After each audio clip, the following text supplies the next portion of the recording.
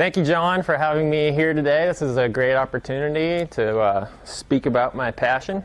My name is Andy Lucas. I'm the proprietor of Andy Lucas Jewelry and the new parent company called Lucas Luxuries. A little bit of background about myself. I'm a graduate of the Humboldt State University Metal Arts program. I studied under two wonderful teachers there named David LaPlante and Chris Patzloff. Since graduation in 2001, I've attended numerous facilities to add to this education. For 14 years, I have maintained a private commission-based jewelry business.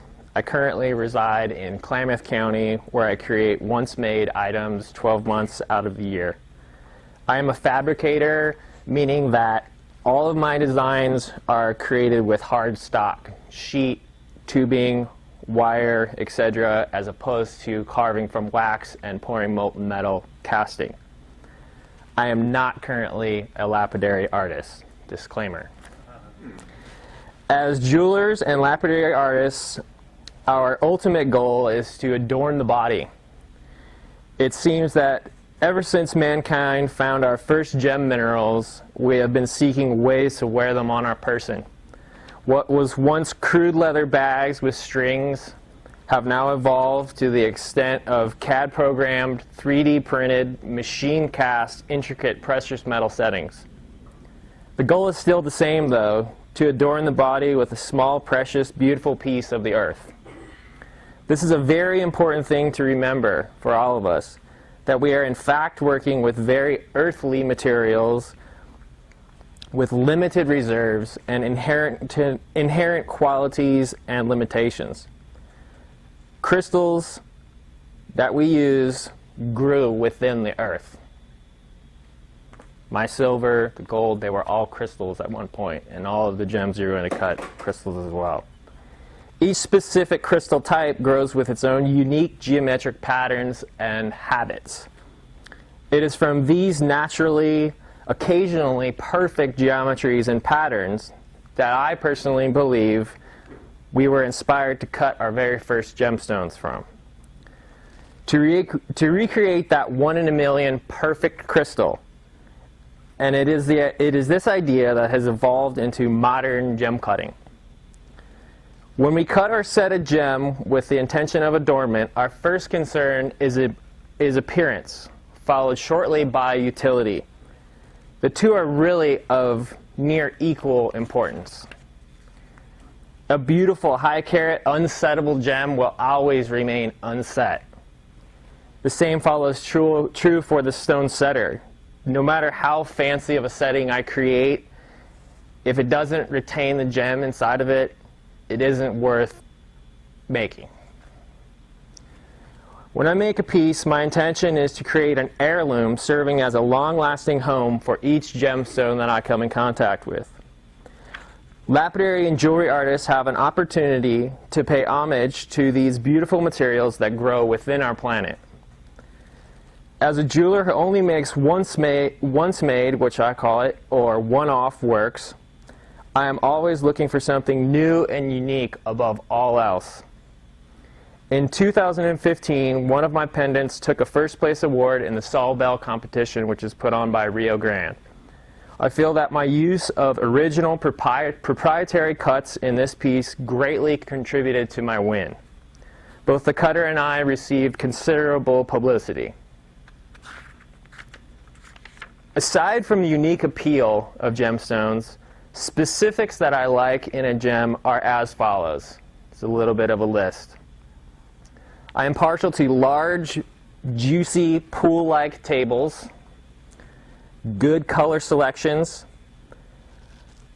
optics or distortions within the gem to affect backgrounds and other gems within the piece, even, precise girdles, that's key. I'll mention it a few different times.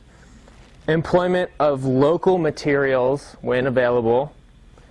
Contrast in polishing, such as frosted facets, which you saw in the ring that I passed around at lunch. Shallow cuts, meaning specifically short pavilion depths. Very deep pavilions The deeper it is, the harder it is to make a nice design, the harder it is to house the gem down the line. This is just all my personal take on things. I want it to be obvious when I see a gem that intention and planning went into the cut. Sharp corners on trillions and any type of rectangular gem need to be addressed to deter breakage while fitting and setting gem. I like to see common gemstone types with spectacular cutting that can change the whole feeling about, say, like a quartz or a rose quartz or something that's usually cheap.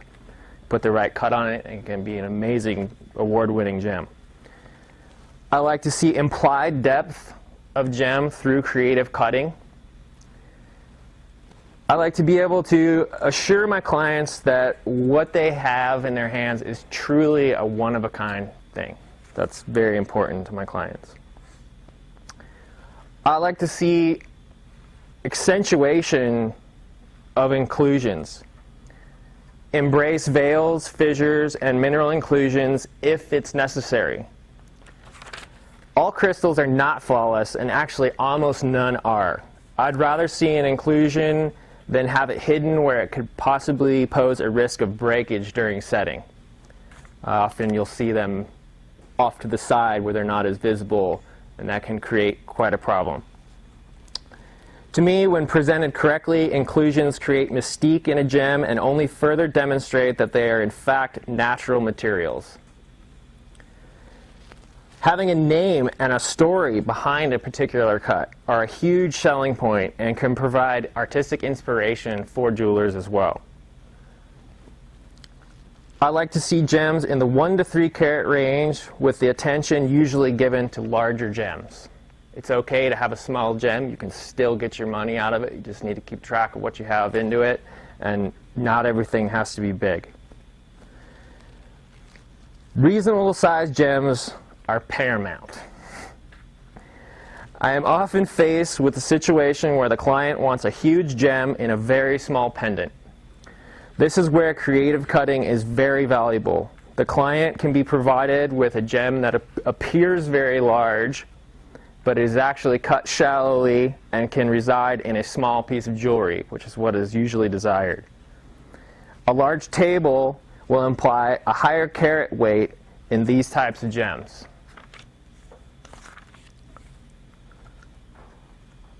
It is good for each of you to know, if you don't know already, what it is a jeweler needs to do with the gemstone to create a lifelong lasting setting, or a safe, long-lasting setting.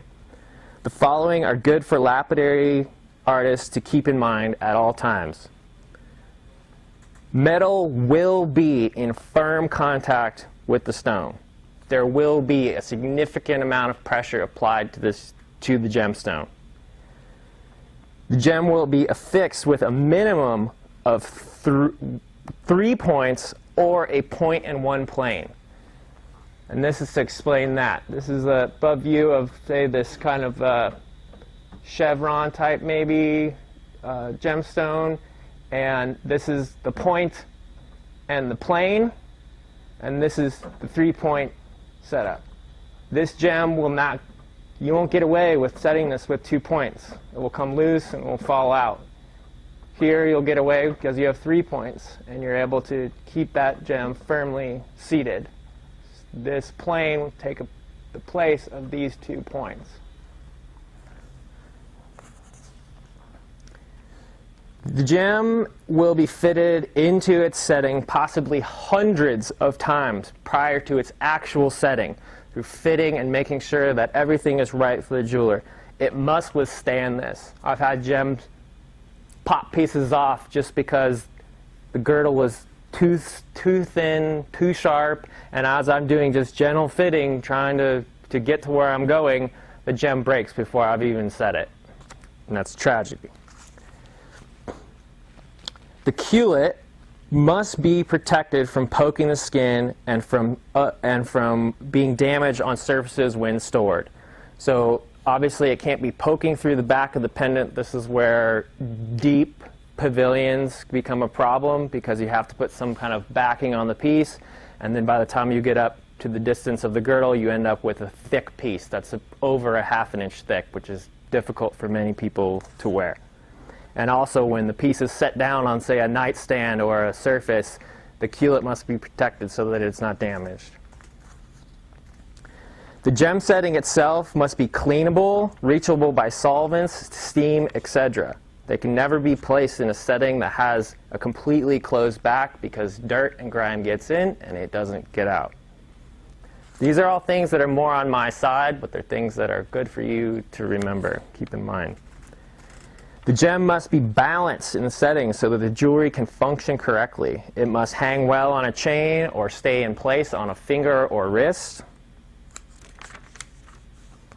In a rough wear situation, the entire crown and table should be protected from accidental strikes through design concept, such as a buckle that has maybe a plate in the front of it.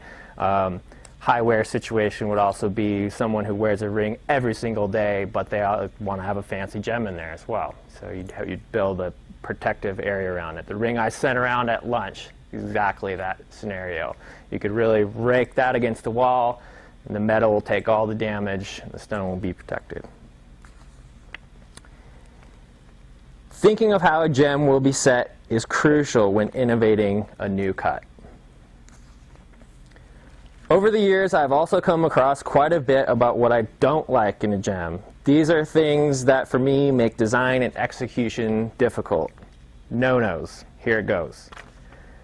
No uneven girdles. Must be uniform and in plane, all the girdles, especially the lower plane of the girdle facet. The lower edge of the girdle, you can account for different size girdles as long as the bottom of them is even all the way around. If you're in a real artsy cut and you need to make one bigger, you just have to make sure that the bottoms are all the way around so that someone can create a nice level seat in one plane. I've had gems where that's an issue, and it's not fun at all. It's nearly impossible. You have to do some very custom situations to deal with it.